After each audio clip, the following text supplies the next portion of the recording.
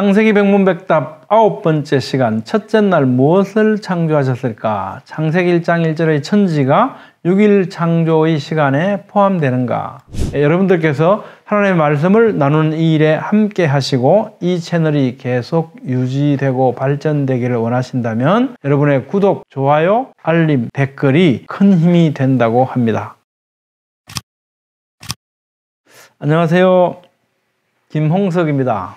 지난 시간에는 성경 연대기와 관련된 궁금한 과제들을 산출했죠. 오늘은 그 과제들 가운데 첫 번째 과제를 살펴보겠습니다. 첫 번째 과제는요, 창세기 1장 1절 천지가 6일 창조에 포함되는가, 아니면 1장 3절 빛부터가 6일 창조인가 라는 과제입니다. 이 과제가 의미하는 것은요, 창세기 1장의 6일 창조가 시작될 때 땅은 이미 이절의 상태로 존재하고 있었다고 하는 해석이 있다는 겁니다. 혹시 여러분들께서는요, 하나님께서 이 세상을 창조하실 때 첫째 날 무엇을 창조하셨나라는 질문에 빛이라고 대답하신 적이 없으십니까? 그것은 하늘과 땅은 첫째 날의 창조가 아니라는 의미가 된다는 사실을 생각해 보셨습니까? 이는 은연중에 6일 창조의 시작이 이미 하늘과 땅이 존재하고 있는 상태에서 1장 3절부터라는 관점에 서게 되는 겁니다. 만약 우리가 창세기 1장 1절의 천지가 6일 창조에 포함된다고 믿는다면 하나님께서 첫째 날 창조하신 것은 최소한 하늘, 땅, 빛이라고 대답해야 되는 거겠죠. 좀 더 세부적으로 말한다면 우리는 이렇게 말할 수 있을 겁니다. 흑암, 물, 그리고 강력, 양력, 전자기력 등 시간, 공간, 물질이 존재하고 유지되는 데 적용되는 물리적 원리와 법칙들까지도 포함해서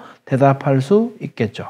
창세기 1장 1, 2, 3절의 구문론적인 관계를 분석하고 그 뜻을 해석하는 데는 4가지 견해가 있어 왔습니다. WBC 주석은 다음과 같이 설명합니다. 태초에 하나님이 천지를 창조하시니라. 이 전통적인 번역의 단순성이 1에서 3절의 정확한 번역에 대한 복잡하고도 오래된 논쟁을 감추고 있다. 이 절들을 이해하는 데는 다음과 같은 4가지 방법이 주장되어 왔다. 첫 번째 방법, 1절은 2절의 주절에 종속하는 때를 나타내는 절이다. 그러면 이걸 어떻게 번역해야 되냐면 하나님이 창조하셨던 태초에 이렇게 번역한다는 거죠. 두 번째 방법은 1절은 3절의 주절에 종속하는 때를 나타내는 절이다. 그리고 2절은 삽입구적인 주석이다. 그러면 이렇게 되죠. 하나님이 창조하셨던 태초에 땅이 혼돈하고 공허하고 이렇게 했었는데 그때 하나님이 이러시되 이렇게 해석하는 거죠. 세 번째 방법은요, 1절은 2절에서 31절에 서술된 모든 사건들을 요약하는 주절이다. 1절은 창세기 전체에 대한 표제이다, 제목이라는 거죠. 그래서 태초에 하나님이 천지의 창조주이셨다로 번역될 수 있다는 겁니다. 그 다음에 천지의 창조주가 무엇을 의미하는지가 2절부터 31절에서 더욱 상세하게 설명된다고 보는 겁니다. 자, 네 번째 방법은요, 1절은 창조의 첫 번째 행위를 서술하고 있는 주절이다. 2절과 3절은 하나님의 창조 활동의 다음 단계들을 서술한다. 이것이 교회의 전통적인 견해이다 라고 말합니다. 조금 복잡해 보이죠. 구문론적으로 용어들도 그렇고요. 내용을 보면 그렇게 복잡하진 않습니다. 내용을 살펴보도록 하겠습니다. 표준 세번역 개정판 성경의 창세기 1장 1절에 대한 각주에도요, 이렇게 되어 있습니다. 또는 태초에 하나님이 천지를 창조하실 때에 1절을 이렇게 번역할 수 있다는 거죠. 그리고 또는 하나님이 천지를 창조하기 시작하셨을 때라고 번역할 수도 있다라고 설명되어 있습니다. 현대 영어역본 가운데는요, 뉴 잉글리시 바이블이나 더 앵커 바이블 등이 이렇게 번역하고 있습니다. 이것은 앞서 살펴본 첫 번째와 두 번째 해석에 해당합니다.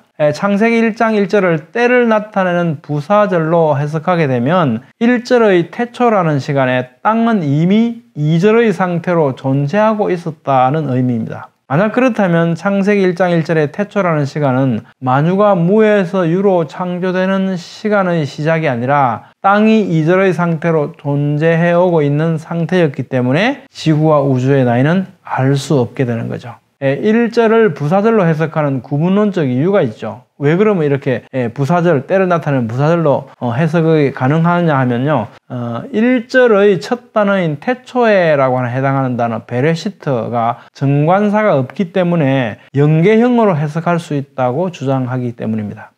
그러나 때를 나타내는 경우에는 연계형이 아니더라도 종종 관사가 빠지기 때문에 관사가 없다고 해서 연계형으로 해석해야 한다는 것은 아닙니다. 또 성경에는 레시트가 정관사 없이 독립적으로 사용하는 용례들도 많이 있기 때문에 정관사가 없다고 해서 반드시 연계형인 것은 확실히 아닙니다. 르폴드는 이렇게 말합니다. 태초에라는 말이 고유명사와 같이 사용되기 때문에 정관사를 취하지 않는다고 설명합니다. 그는 베레시트를 억양분리 부호인 티프아를 따라 연계형이 아니라 독립부사로 해석하며 이 단어가 독립적으로 읽혀야 한다고 봅니다. 베레시트 요 부분이죠. 여기가 이제 티프아라고 하는 부호. 그 전에 우리 분리 액센트 티프아에 대해서 창세기 백문백답 7번째 시간에 설명을 해 드렸습니다. 즉 하나님이 창조하실 때에 라고 하면 안 되고 다른 단어 없이 독립적 의미를 지니도록 태초에로 해석해야 한다는 것입니다. 문법적으로 이런 것입니다. 세 번째 해석은 1절을 2에서 31절에 서술된 모든 내용을 요약한 요약문 형태의 제목으로 보는 견해인데, 이렇게 되면 2절은 땅을 창조하셨다는 내용이 아니고 단지 당시의 땅의 상태를 설명하고 있지 않습니까? 그러니까 이는 하나님께서 창조 사역을 개시하시기 전 우주의 본래 상태를 서술한 것으로 보는 것이 됩니다. 그리고 3절부터 하나님의 6일 창조가 시작되는 거죠. 이런 식의 해석 역시 2절의 땅이 있는 상태에서 3절부터 6일 창조 활동이 시작되었다라고 해석하는 겁니다. 그러니까 이런 해석도 지구 우주의 나이는 알 수 없게 되겠죠. 또 어떤 사람들은요, 창세기 1장 1절에서 창조하신 세상이 부패해서 노아홍수와 같은 심판으로 인해서 그 땅이 2절과 같이 혼돈하고 공허하게 되어버린 상태에서 하나님께서 다시 6일 창조를 시작하셨다고 해석하기도 합니다. 그러니까 1절과 2절 사이에 긴 시간 간격, 갭이 존재한다고 해서 간격 이론 또는 갭 시어리 이렇게 말합니다.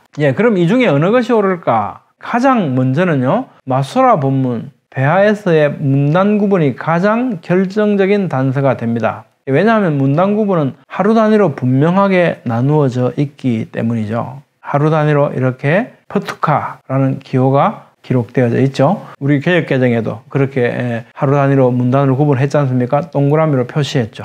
히브리 성경의 문단 구분에 따르면 창세기 1장 1절부터 5절까지가 분명하게 하루니까 1절은 반드시 첫째 날에 포함되는 겁니다. 만약 1절이 첫째 날에 속하지 않고요, 2절에서 31절 전체를 요약하는 제목이라고 한다면 반드시 1절이 끝난 뒤에 문단 구분 부호가 있었을 겁니다. 또 만약 3절부터가 6일 창조의 시작이라고 하면 반드시 2절이 끝난 뒤에 문단 구분 표시가 있었을 겁니다. 창세기 1장 2절을 구문론적, 의미론적으로 살펴보면 더욱 확실해집니다. 이 직역하면 이렇게 되지 않습니까?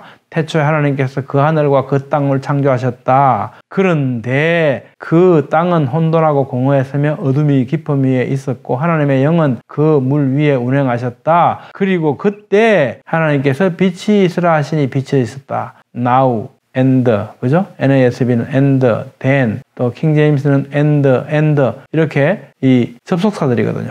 3절 시작되는 데가 있고요. 여기도 2절 시작되는 데가 있고 접속사들이 있단 말이에요. 자, 2절은 접속사로 시작하는 구조가 또 하나의 강력한 단서가 됩니다. 1절이 제목이 되려고 하면 2절은 접속사가 있으면 안 되는 거죠.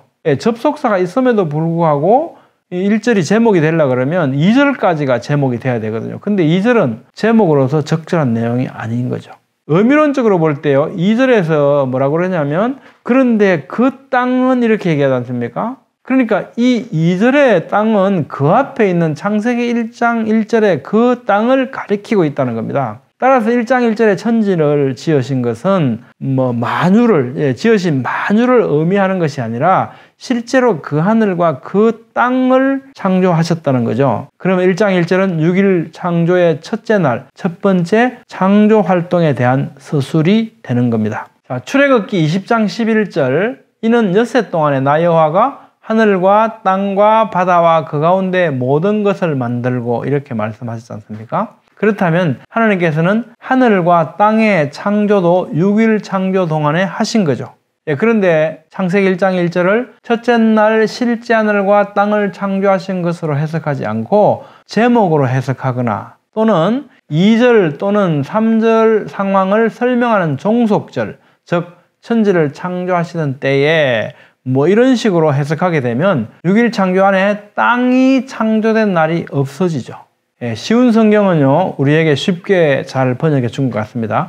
태초에 하나님께서 하늘과 땅을 창조하셨습니다. 그런데 그 땅은 어느 땅입니까? 이 땅은, 그죠? 그런데 그 땅은 지금처럼 짜임새 있는 모습이 아니었고 생물 하나 없이 텅 비어 있었습니다. 그러니까 2절의 혼돈과 공허는요, 첫째 날에 땅의 상태에 대한 설명인 거죠.